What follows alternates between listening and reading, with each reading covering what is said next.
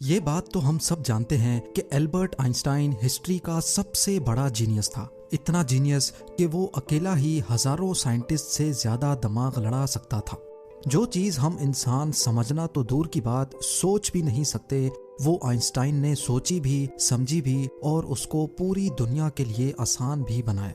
Albert Einstein एक physicist थे जिन्होंने थ्योरी ऑफ रिलेटिविटी, E=mc² और फोटो इलेक्ट्रिक इफेक्ट के लॉज बनाकर पूरी दुनिया को हैरान और परेशान छोड़ दिया था और इसकी वजह से ही इनको नोबेल प्राइज से भी नवाजा गया।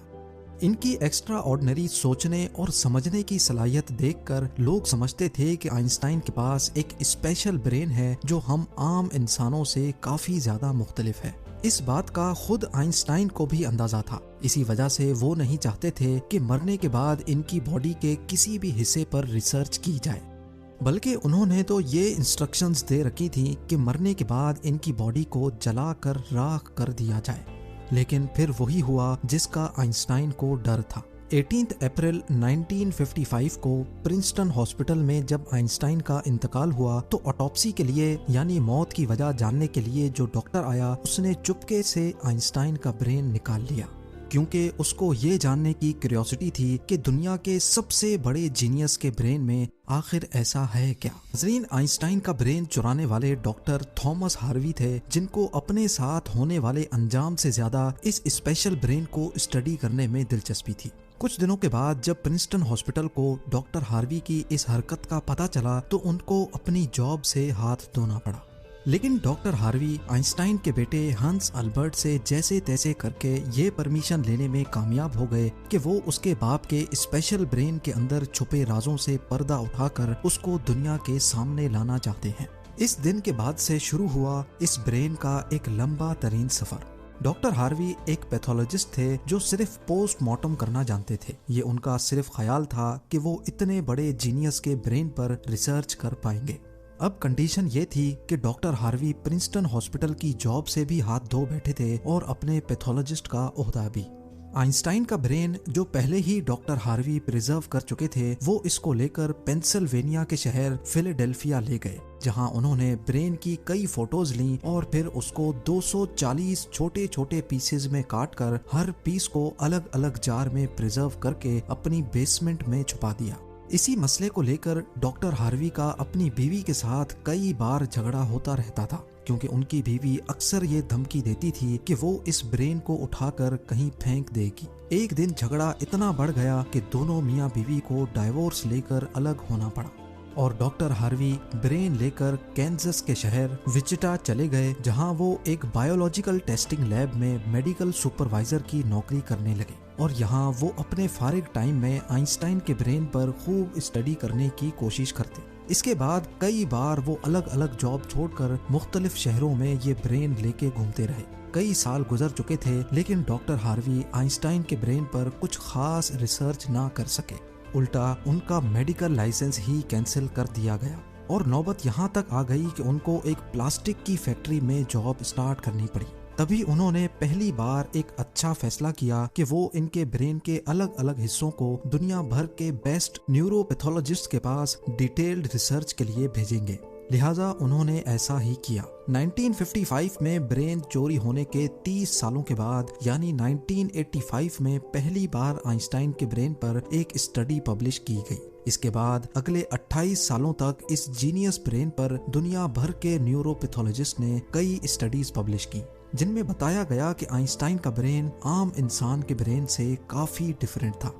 सबसे बड़ा डिफरेंस ब्रेन के कॉर्पस कैलोसम नामी हिस्से में पाया गया। अब यहाँ ये जानना जरूरी है कि इंसानी ब्रेन दो अलग अलग हिस्सों में डिवाइडेड होता है। इंसान जो भी काम करता है वो ब्रेन के एक हिस्से में पहले प्रोसेस होता है और फिर ब्रेन हमारे जिस्म के उस हिस्से को सिग्नल देता है। लेफ्ट ब्रेन हमारे जिस्म के राइट हिस्सों को कंट्रोल करता है, जबकि राइट ब्रेन हमारे जिस्म के लेफ्ट हिस्से को कंट्रोल करता है। इसके अलावा 90% इंसानों का लेफ्ट ब्रेन बोलने, समझने, मैथमेटिकल कैलकुलेशंस और राइटिंग यानी लिखने के दौरान काम करता है, जबकि राइट ब्रेन के पास क्रिएटिविटी, शेप्स को पहचानने, आर्ट और म्यूजिकल स्किल्स की जिम्मेदारी होती है। अब आप भी ये सोच रहे होंगे कि इस सब में कॉर्पस कैलोसम का क्या काम है। फर्ज कर लें कि आप कीबोर्ड पर टाइपिंग कर रहे हैं या फिर मोबाइल फोन पर। इस दौरान हमारे दोनों हाथ टाइपिंग करने में बिजी हैं। कुछ अल्फाबेट्स हमारा सीधा हाथ टाइप कर रहा है तो कुछ उल्टा हाथ। टाइपिंग के दौरान आपके लेफ्ट हैंड से एक मिस्टेक हुई तो आपने फौरन अपना राइट हैंड इस्तेमाल करके उस मिस्टेक को इरेज किया। तो इसका मतलब ये हुआ कि जब हमारे राइट ब्रेन से मिस्टेक हुई तो उसने लेफ्ट ब्रेन को फौरन सिग्नल देकर वो मिस्टेक ठीक करवाई। ब्रेन के दोनों हिस्से आपस में जिस चीज के थ्रू कम्युनिकेट करते हैं उसको कॉर्पस कैलोसम कहा जाता है। और आइंस्टाइन का कॉर्पस कैलोसम आम इंसानों के मुकाबले में कुछ ज्यादा ही बड़ा था, यानी उनका लेफ्ट और राइट ब्रेन का आपस में बहुत स्ट्रॉन्ग कनेक्शन था, जिसकी वजह से आइंस्टाइन एक ही वक्त में काफी कॉम्प्लेक्स प्रॉब्लम्स और सिचुएशंस को इमेजिन कर सकते थे। कॉर्पस कैलोसम के बड़े होने के अलावा आइंस्टाइन के ब्रेन का पैटर्न भी आम इंसानों से काफी मुख्तलिफ था और रिसर्चर्स का मानना है कि इसकी वजह से ब्रेन में न्यूरॉन्स का फ्लो काफी बेहतर था। न्यूरॉन्स के अच्छे फ्लो होने का मतलब है कि इनकी मैथमेटिकल कैलकुलेशंस की पावर काफी ज्यादा स्ट्रॉन्ग थी। Albert Einstein complex mathematical problems को बगैर पेन और पेपर के अपने दिमाग की मदद से ही सॉल्व करने की काबिलियत रखते थे। न्यूरॉन्स ज्यादा होने की एक और वजह भी रिसर्च पेपर्स में बताई गई। जब आइंस्टाइन के ब्रेन का वजन किया गया तो उसका वजन 1230 ग्राम था, जबकि आम इंसानों का 1400 ग्राम होता है। रिसर्चर्स का मानना है कि इनके ब्रेन की लाइनिंग काफी पतली थी, जिसकी वजह से इनमें ज्यादा न्यूरॉन्स पाए जाते थे। लेकिन सबसे बड़ा सवाल अभी भी वही था कि क्या आइंस्टाइन ऐसे स्पेशल ब्रेन के साथ पैदा हुए थे या इनके पैदा होने के बाद इसमें चेंजेस आई। जांच के बाद मालूम पड़ा कि एल्बर्ट आइंस्टाइन जब पैदा हुए थे तो वो पूरे 5 सालों तक बोल नहीं सकते थे, जबकि दूसरे बच्चे 2 या 3 साल की उम्र में बोलना शुरू कर देते हैं।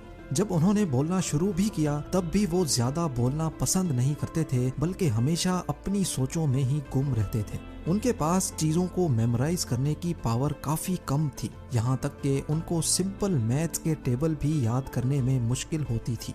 वो मैथ्स और नंबर्स को लॉजिकल तरीकों से प्रोसेस करने के मास्टर थे, ना कि उनको रट्टा लगाकर याद करने के।